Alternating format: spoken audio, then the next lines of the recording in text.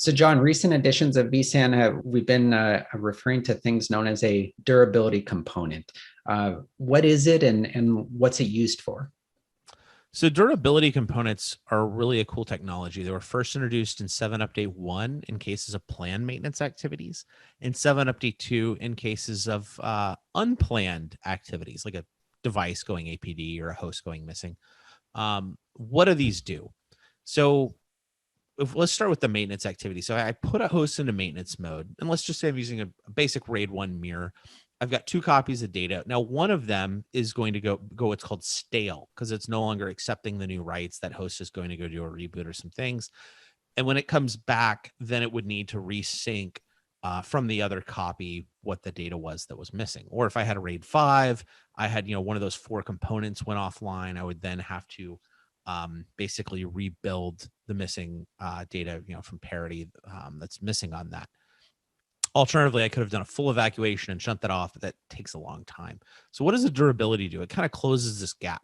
So the missing writes from that copy of data that's gone offline, they get redirected into another fault domain or another host. So there's basically, it's like a delta log. It's just a serialized log of all the missing writes. And where this really comes in is if you had a case where one copy is now stale, it's now old, and the other copy, let's say that host, it disappears, it catches fire. Now all I have is an old copy of data. There's a witness component, but it's going to say sequence numbers doesn't match. I now have data loss, right? This is a bad situation. Not only do I have data unavailability that VM is going to isolate and go into isolation response, but now I've got data loss.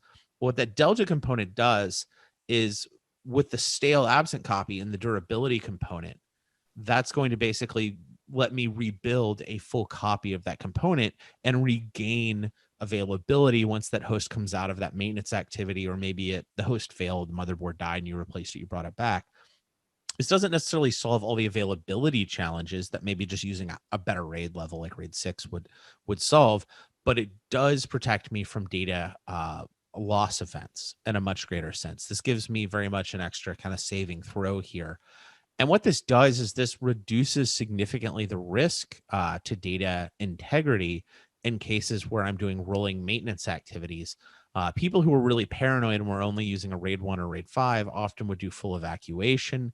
What this is going to do is this is going to get me not necessarily quite the same level of protection as RAID 6, but from a data integrity perspective, a lot closer. And that's going to help one potentially, lessen the need for RAID 6. That's going to lessen the need to do full evacuations of critical VMs. And this is going to just help increase resiliency of the platform in general.